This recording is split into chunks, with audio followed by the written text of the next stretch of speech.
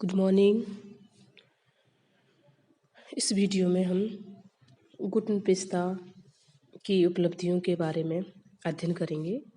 इससे पूर्व के वीडियो में हमने गुटन पिस्ता आंदोलन के उदय, उसके अर्थ, परिभाषाएं तथा उसको प्रोत्साहन देने वाले कारक और उनके शिखर सम्मेलनों के बारे में अध्ययन किया था। इस वीडियो में हम उसकी उपलब्धियों के बारे में अध्ययन करेंगे। उनकी उपलब्धियों के बारे में कि गुटनिरपेक्ष आंदोलन अब तक राष्ट्रीय आंदोलन अर्थात विश्वव्यापी बन चुका है और इसका कार्यक्षेत्र भी अत्यंत व्यापक है। बेलग्रेड के प्रथम शिखर सम्मेलन में 25 देशों ने भाग लिया था और 30-31 अगस्त 2012 में तेहरान में 16वां शिखर सम्मेलन हुआ था। उस शिखर सम्मेलन में आंदोलन के सदस्यों की संख्या बढ़कर 120 हो गई है। सदस्यों की संख्या में बढ़ोतरी के साथ साथ इस आंदोलन के कार्यक्षेत्र व कार्यक्रमों का भी काफी विस्तार हुआ है। इसकी प्रमुख उपलब्धियों को हम निम्न अनुसार देख सकते हैं। फर्स्ट है इसमें गुटनिरपेक्षता को दोनों गुटों द्वारा मान्यता। गुटनिरपेक्षता एक नई संकल्पना है। प्रारंभ में गुटनिरपेक्ष देशों को एक कठिनाई से जूझना पड़ा था कि अन्य राष्ट्रों को कैसे समझाया जाए कि गुटनिरपेक्षता क्या है। ये एक प्रश्न था। अंतर्राष्ट्रीय संबंधों के संदर्भ में भी इसे एक स्वतंत्र और नई संकल्पना के रूप में मान्यता कैसे दिलाई जाए। शुरू में दोनों गुटों ने गुटनिरपेक्ष राष्ट्रों पर अविश्वास किया। दोनों गुट, एक तो अमेरिकी गुट और दूसरा सोवियत संघ गुट। सच्ची बात तो ये थी कि कुछ गुटनिरपेक्ष देश, जिनमें भारत भी सम्मिलित है, स्वतंत्रता प्राप्त कर लेने के बाद वर्षों तक साम्यवादी राष्ट्रों से अपनी स्वतंत्रता की मान्यता प्राप्त नहीं कर सके थे। दोनों गुट ये मानते थे कि युद्धोत्तर अर्थात युद्ध के बाद विश्व में किसी राष्ट्र के सामने एक ही रास्ता रह गया है और यह है कि वह उनमें से किसी एक के साथ गुटबद्ध हो जाए। अर्थात किसी दोनों जो विश्व दो विरोधी गुटों में बट गया था, उन गुटों में से किसी भी एक गुट के साथ में जो नव स्वतंत्र राष्ट्र हैं वो जुड़ जाएं। उनका विश्वास था कि गुटनिरपेक्षता एक मतलब एक खोखला आंदोलन है, इसलिए वो उन्होंने इसको मान्यता नहीं दी थी। दोनों गुटों के इन दृष्टिकोणों में धीरे धीरे परिवर्तन आया और साम्यवादी राष्ट्रों का दृष्टिकोण 1953 में जोसेफ स्टालिन की मृत्यु के बाद ही बदलना शुरू हुआ और फरवरी 1956 में सोवियत कम्युनिस्ट पार्टी की 20वीं कांग्रेस ने न केवल पहली बार यह बात स्वीकार की कि गुटनिरपेक्ष देश सचमुच स्वतंत्र है, बल्कि यह भी अनुभव किया कि विश्व की सभी मूलभूत समस्याओं के बारे में सोवियत संघ और गुटनिरपेक्ष देशों के एक से विचार हैं। पश्चिमी गुट ने तो 7वें दशक में जाकर गुटनिरपेक्षता की नीति को मान्यता दी थी। सेकंड है विश्व राजनीति में संघर्षों को टालना।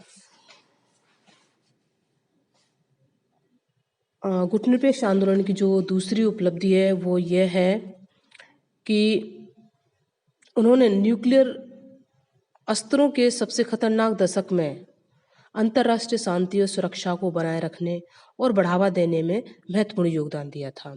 दोनों गुटों की योजनाओं के विपरीत बहुत से देशों ने राष्ट्र समाज को पूरी तरह से दो हिस्सों में बंटने से रोक दिया, जिसे दोनों गुटों के बीच सीधी टक्कर रोकने में निश्चय ही सहायता मिली।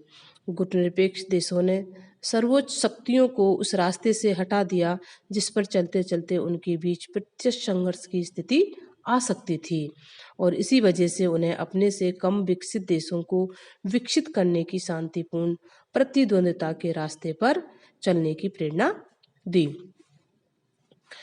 थर्ड है शीत युद्ध को शस्त्र युद्ध में परिणत होने से रोकना। बहुत से गुटनिरपेक्ष देश दोनों गुटों और सर्वोच्च शक्तियों के बीच सद्भावना हेतु और संपर्क के माध्यम का काम करने को तैयार थे और दूसरे शीत युद्ध के दोनों पक्षों के बीच जो खामियां और गलतफहमियां थीं वो दूर करने में सहायता मिली। कभी कभी उन्हें एक यह अनुभव भी हुआ कि विश्व न्यूक्लियर विध्वंस के कगार पर है। गुटनिरपेक्ष राष्ट्रों ने कम से कम शीत युद्ध को उस स्थिति में पहुंचने से रोक दिया जिसमें सर्वोच्च शक्तियों के जानबूझकर उस राह पर चलने से या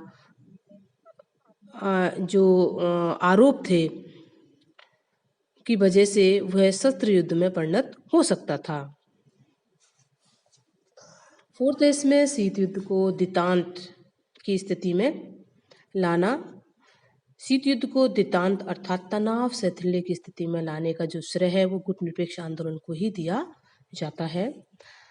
फिफ्थ है इसमें निशस्त्रीकरण और अस्त्र नियंत्रण की दिशा में प्रगति। निशस्त्रीकरण और अस्त्र नियंत्रण के लिए जो बातचीत करने में गुटनिरपेक्ष देशों ने जो भूमिका निभाई थी उसमें उन्हें एकदम सफलता तो नहीं मिली थी, लेकिन फिर भी उसने लोगों को यह नहीं भूलने दिया कि विश्व शांति को बढ़ावा देने की सारी चर्चा के सामने अस्त्र शस्त्र बढ़ाने की जो बेलगाम दौड़ चल पड़ी थी उसको उसने खतरनाक बताया था।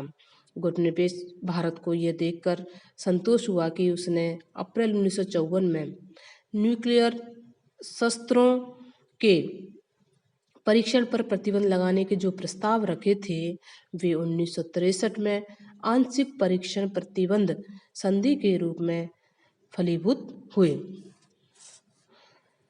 सिक्स्थ है इसमें विश्व समाज के लिए उन्मुक्त वातावरण का निर्माण।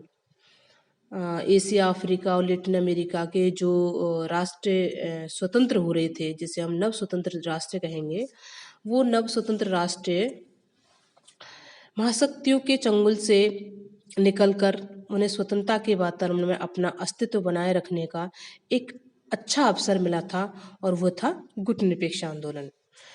गुटबंदी की विश्व राजनीति के जो वातावरण था वह राष्ट्र समाज में गुटनिरपेक्षता ताजी हवा का झोंका लेकर आई थी उनके सामने। यह ताजी हवा थी खुले समाज के गुणों की, मुक्त और खुली चर्चा के वरदान की, तीव्र मतभेद और रोष के समय भी संपर्क के रास्ते खुले रखने के महत्व की।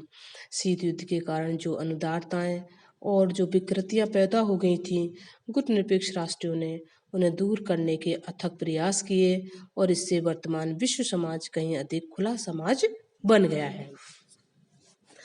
सेवंथ है अपनी राष्ट्रीय प्रकृति के अनुरूप विकास के प्रतिमान। गुटनिरपेक्ष देशों की बड़ी बड़ी उपलब्धियों में से यह एक है कि उन्होंने अमेरिकी और सोवियत आदर्श अपने ऊपर थोपे जाने का विरोध किया, अर्थात वो किसी भी गुट में शामिल नहीं हुए और उन्होंने उनका विरोध किया था और अपनी राष्ट्रीय प्रकृति के अनुसार विकास के अपने राष्ट्रीय सांचों और पद्धतियों का आविष्कार किया। जो उनका स्वभाव था उनके अनुसार ही उन्हें अपनी पद्धतियों का आविष्कार किया। इस तरह भारत ने अपने लिए लोकतांत्रिक समाजवादी ढांचे का आविष्कार किया और अरब राष्ट्रों ने अरब समाजवाद का किया था। एट्थ है इसमें संयुक्त राष्ट्र संघ के स्वरूप को रूपांतरित करना। गुटनिरपेक्षता की नीति और गुटनिरपेक्ष राष्ट्रों ने संयुक्त राष्ट्र संगठन को कुछ दृष्टियों से हमेशा हमेशा के लिए रूपांतरित करने में सहायता दी। एक तो अपनी संख्या के कारण, दूसरे शीत युद्ध में अपनी अधिक तटस्थ दृष्टि और भूमिका के कारण गुटनिरपेक्ष राष्ट्रों ने संयुक्त राष्ट्र संगठन को छोटे राज्यों के बीच शांति कायम रखने वाले संगठन से ऐसे संगठन में रूपांतरित करने में सहायता दी जिसमें छोटे राष्ट्र बड़े राष्ट्रों पर कुछ नियंत्रण रख सकें। उन्होंने संयुक्त राष्ट्र महासभा की भूमिका का महत्व बढ़ा दिया, जिसमें सभी सदस्यों का बराबर प्रतिनिधित्व होता है, और सुरक्षा परिषद की भूमिका का महत्व कम कर दिया, जिसकी सदस्यता सीमित और असमानता पर आधारित है। नाइन्थ है इसमें विकासशील राष्ट्रों के मध्य आर्थिक सहयोग की बुनियाद। विकासशील राष्ट्रों के मध्य आर्थिक सहयोग की बुनियाद रखने में गुटनिरपेक्ष राष्ट्रों को सफलता मिली। कोलंबो शिखर सम्मेलन में तो एक आर्थिक घोषणा पत्र स्वीकार किया गया, जिसका मुख्य आधार यह था कि गुटनिरपेक्ष राष्ट्रों के बीच अधिकाधिक आर्थिक सहयोग हो और इस आर्थिक सहयोग के लिए प्रत्येक संभव प्रयत्न किए जाएं। गुटनिरपेक्षता आर्थिक सहयोग का एक संयुक्त मोर्चा है। यह तीसरी दुनिया के विकासशील देशों में सहयोग का प्रतीक है। दक्षिण दक्षिण संवाद का आह्वान जो निर्गुट राष्ट्रों के मंच से ही हुआ था। लास्ट है नई अंतर्राष्ट्रीय अर्थव्यवस्था की मांग। गुटनिरपेक्ष राष्ट्र नई अंतर्राष्ट्रीय अर्थव्यवस्था की मांग कर रहे हैं। गुटनिरपेक्ष आंदोलन के काहिरा में जुलाई 1962 में जो सम्मेलन आयोजित हुआ था, आर्थिक विकास की समस्याओं पर सम्मेलन में पहली बार आर्थिक विकास का उल्लेख किया गया था। काहिरा सम्मेलन में मुख्य बल सहायता और सुधरे व्यापार संबंधों पर दिया गया। लुसाका शिखर सम्मेलन में गुटनिरपेक्ष राष्ट्रों ने आर्थिक और विकास संबंधी मामलों पर विकसित और औद्योगिक देशों के साथ सामान्य पहल का संकल्प लिया था। अल्जीरियस गुटनिरपेक्ष शिखर सम्मेलन में प्रस्ताव किया गया कि संयुक्त राष्ट्र महासचिव से कहा जाए कि उच्च राजनीतिक स्तर पर महासभा का विशेष अधिवेशन बुलाया जाए, जिसमें केवल विकास समस्याओं पर ही विचार विनिमय किया जाए। अल्जीरियस आह्वान पर कोई गौर नहीं किया गया। असल में गुटनिरपेक्ष देशों की इस पहल के क्रियान्वयन के रूप में ही 1974 के आरंभ में संयुक्त राष्ट्र महासभा का छठा विशेष अधिवेशन बुलाया गया था, जिसमें